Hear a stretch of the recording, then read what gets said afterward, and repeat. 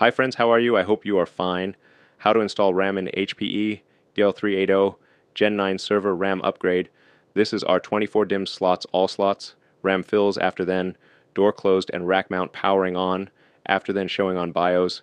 RAM capacity 1 terabyte in this server. Thank you for watching my video and my YouTube channel, Mohad Makbul Tech Support. Please like and subscribe. Follow me.